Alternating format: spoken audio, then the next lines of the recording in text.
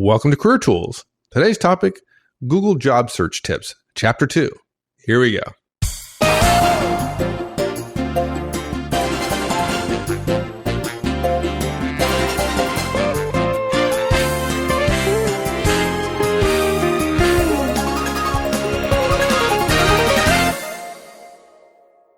Well, in our previous cast of Google Job Search Tips, we demonstrated the opportunities you could find to expand your network searching just for your town and the word business. Yeah. All right. And we've got more. Yeah. And in fact, Mike, since that cast, there's a whole thread on the forums with hundreds of people posting searches already done for people for various cities and talking about how incredible it was. They've discovered all kinds of businesses that they hadn't been aware of in their neighborhood, big cities and small cities. Exactly. And the beauty of that, of course, is there may be some companies in there that you have no interest in going to work for, but creating relationships and opportunities with them, you may interview and be told no, but that'll make you a better interviewee for when you get a great opportunity. And if you don't have an opportunity, scoffing at ones that exist is kind of dumb. We say there are two parts of the job search, getting offers and then taking offers. Well, the reason for that is too many people think, I want to get only one offer. I want to get just the right offer. And they're not ready for it when it actually happens, or they don't get it because they're not any good at it. And so we say, take any offer you can get, or at least want any offer you can get, and then decide later whether or not you want to go to work there by having a multitude of offers.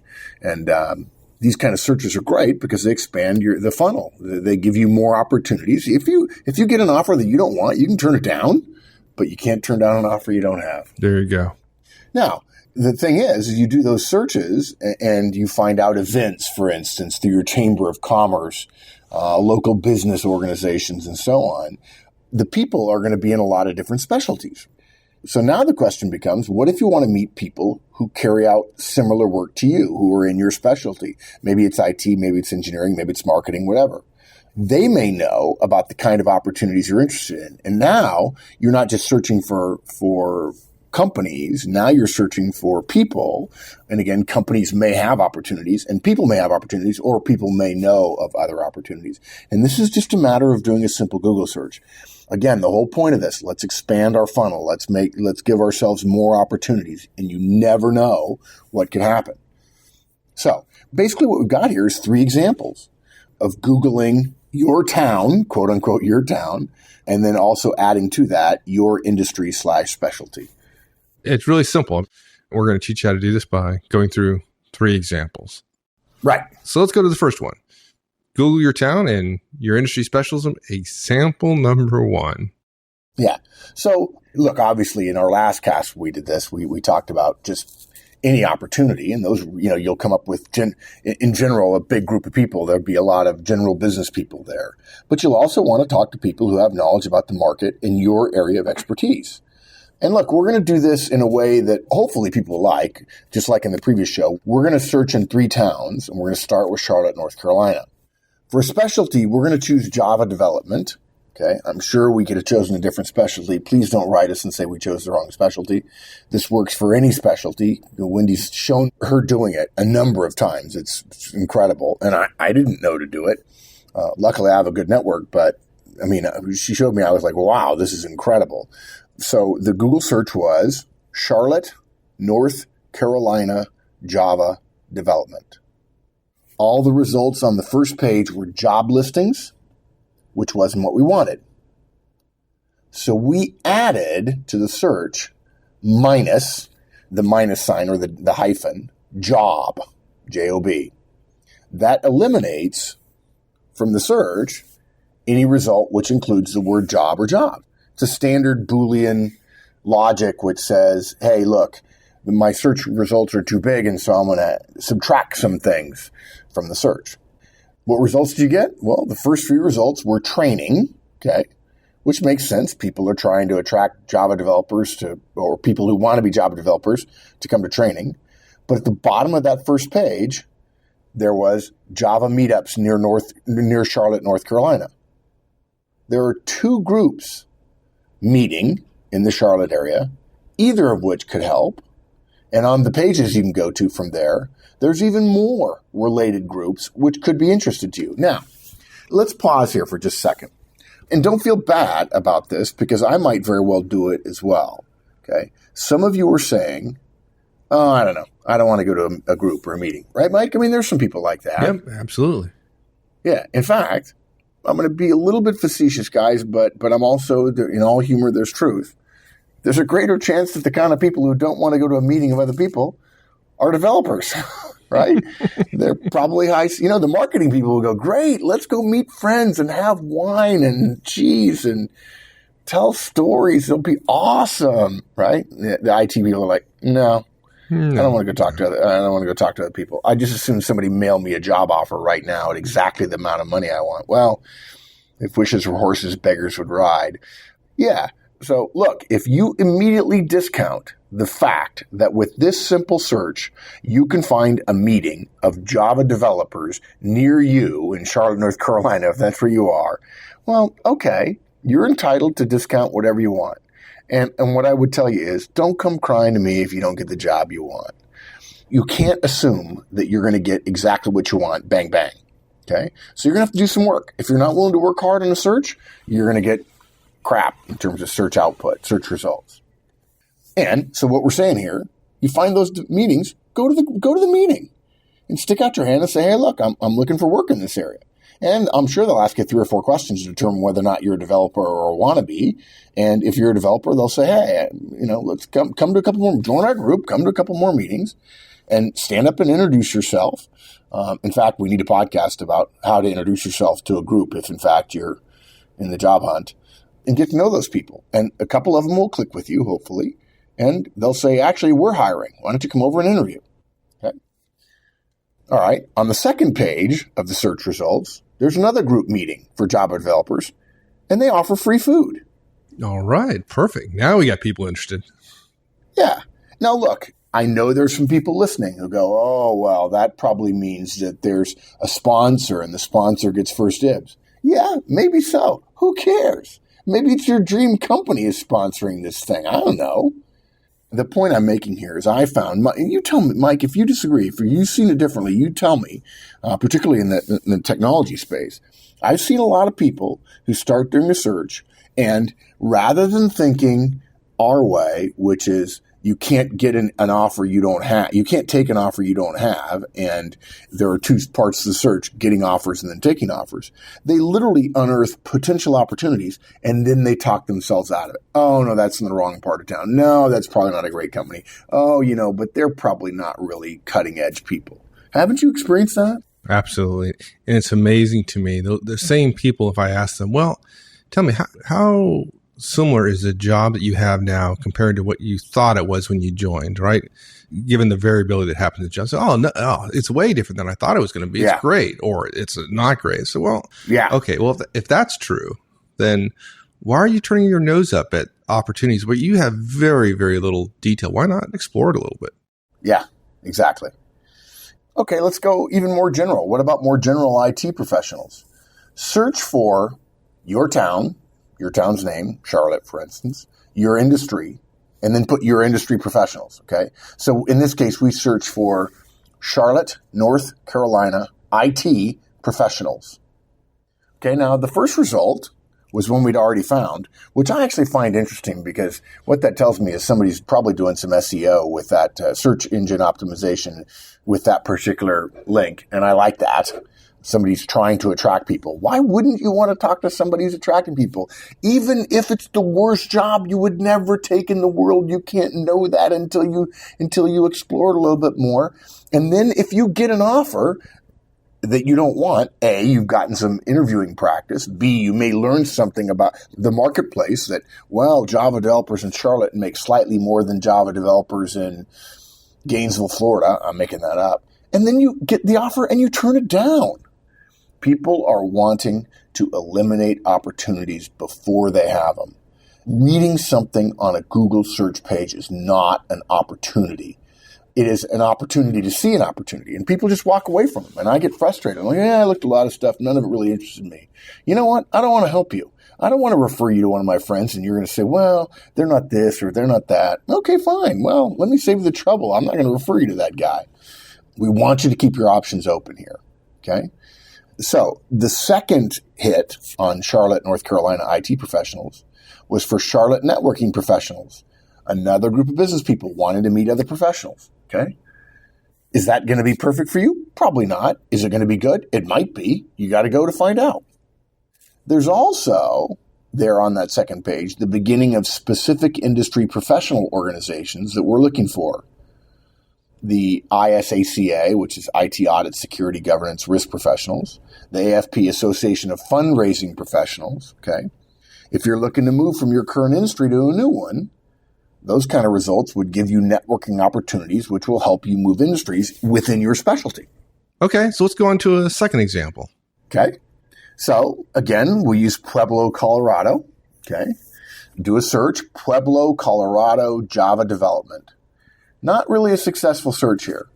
There were training results and there were job results. So we excluded those by adding the hyphen, the minus sign of jobs. And then we did the minus of training. Okay. And what that then did was call out those opportunities or those hits or those answers, search results. And we got some meetups, but they were in Colorado Springs and Littleton, which is over 50 miles away. Now, Wendy's not from the States, and she didn't realize that for people in Pueblo, Colorado Springs is a pretty healthy technology hub, as you well know, Mike. Didn't you have an organization out there? I did. Working for you at MCI? I did. Yeah. And Pueblo actually is not a small town by any means, but I have discovered a lot of Pueblo things happen in Colorado Springs. People drive to Colorado Springs for a lot. You generally don't get recruiters going down to Pueblo nearly as often as they'll come to Colorado Springs, and people will come up to Colorado Springs. You know, as I think about it, it may be because of airline service. I don't remember that off the top of my head, but Pueblo is probably not big enough to support a healthy support group of Java development programmers or even IT professionals. Okay. But all's not lost. One result we got was for a Java developer in Pueblo on LinkedIn. Now look, if you listen to our LinkedIn cast, you got to be a little bit careful about sending invitations to people who don't know you on LinkedIn. If they reject you, LinkedIn can limit your access or ban you altogether. You know, I don't hear about that often. You know, I don't send requests, but that may in fact still be true. This is one of the reasons why we try to do timeless casts and not timely casts. Don't send the generic LinkedIn request as your first communication. Introduce yourself in your connection request and explain why you want to connect. You're much more likely to get a successful outcome that way. And now look, when people listen to our cast on LinkedIn, I get a note saying, I'd like to add you to my professional network. And you and I say yes, of course, right? Because we're telling people we really like LinkedIn as a professional networking tool. But we assume because of our role that somebody's a listener. And many people do say they're listeners. I'm much more quick to send a personalized response if somebody says they're a longtime listener or, hey, I just listened to your cast. Thank you so much. As opposed to the person who just says, I'd like to connect. Yeah. LinkedIn will link to people. Absolutely. On the other hand, somebody linked to me and then 2 days later or sometime afterwards sent me a request to give him a recommendation. Yeah. I never met the guy in my life. Yeah. Come on. Really? Yeah. And then they start sending you notes about their business and so on. I'm like, oh, okay. This is not a place for spam. And folks, by the way, I just want to admit it since we're talking about LinkedIn.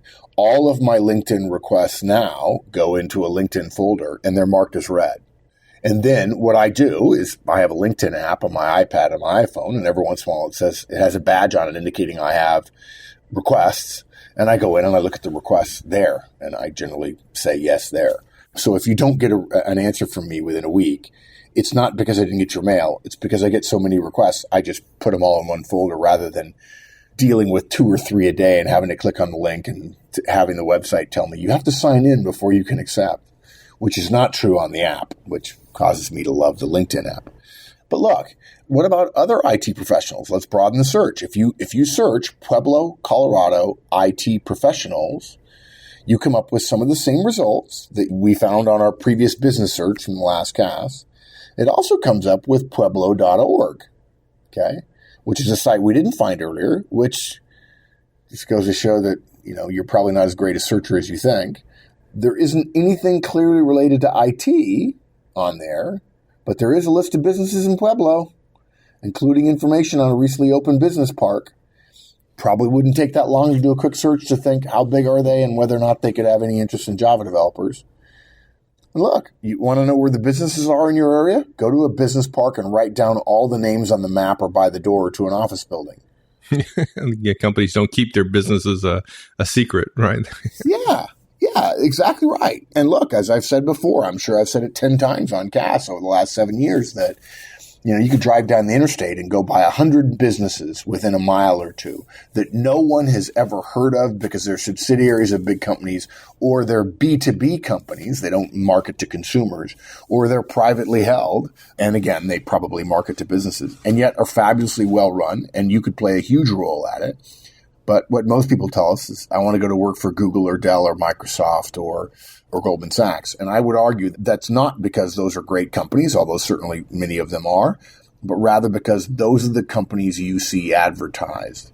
And that is not the sum total of all the businesses in the U.S. Exactly. Okay. That was a pretty simple example. Let's do one more. Okay, good. So we use Bremen, Germany as the international example. Okay. Now, no matter what we search for, though, we couldn't find something useful for Java developers or IT professionals in Bremen, even on German language pages, and Wendy is quite fluent in German, okay? And look, we're being honest. We're not trying to just make it look good that we have great ideas and find a town that the search will work in. So ask yourself, okay, I'm searching in a particular area. I'm coming up dry. What do I do? Okay, well, okay, you could try LinkedIn again. You could try talking to your peers and seeing if they know of any other Java developers in your area who you could get to know. When it comes down to it, think of it this way. A group is just 2 people. So you could start your own. Announce it on our forums, announce it on LinkedIn, announce it on meetups.com, and you just took a proactive step to expanding your network rather than sitting back and waiting for people to come to you. Now, this then suggests that we need to do a cast about how to create a group and how to reach out to people on LinkedIn. And we will do that to extend our recommendations regarding LinkedIn. It's not perfect, and there is no single job search tactic that is perfect. But if you don't have the job you want or you don't know where to get it, you need to use a lot of imperfect techniques in order to broaden your funnel so you have more opportunities so that you end up with more offers so you can pick the one that's best. And for those of you who are unemployed, holy Toledo, one job, even if it's not wonderful, let me be really, really blunt. A job that pays you 80% of your last job or even 70% of your last job, that put food on your table and allows you to go to work and connect with other people and feel useful, can be enormously important. And for many people, with the economy the way it's been for the last couple of years, wanting just one opportunity when in fact there are many that you could do may be a bad way to go about a search. Remember, there are 2 parts to your search, getting offers and taking offers, and they use completely different criteria. Getting offers is all about maximizing the totality of your contacts, assuming that every person has their own interview to offer ratio. Some people get offers every time they interview. Some people only do it once every 3 times. But if that's in fact generally true, and it generally is in our experience, tripling the number of interviews you have will generally triple the number of offers you have. And that's always a good thing. Only then, when you have an offer, can you make a decision. And maybe you'll choose to go to a work for company that's not the ideal company you've gone to work for. And that's okay. That's happened to virtually everyone I know. They weren't in their perfect job. And then you will be in a job and you'll have more time to do the search you really, really want. And then you'll be reminded again and again and again by us. And as Wendy will tell you, the most important cast Career Tools ever did was have a great network so that doesn't happen to you again. And that's it. We just gave some great examples of Googling your town's name and your industry and your specialty. Depending upon where you live, the searches will get you different results. In some places, the chamber will be great in the U.S., and in others, it'll be meetups in your industry. Wherever you are, there is something and someone that can help you. And if you come up dry, come to our forums because people are always asking questions there and we'll help you. Awesome. All right, my friend. Appreciate it. You bet, partner. We'll see you. Thanks, everyone. That's it. We'll see you next week. In the meantime, have a great one. So long.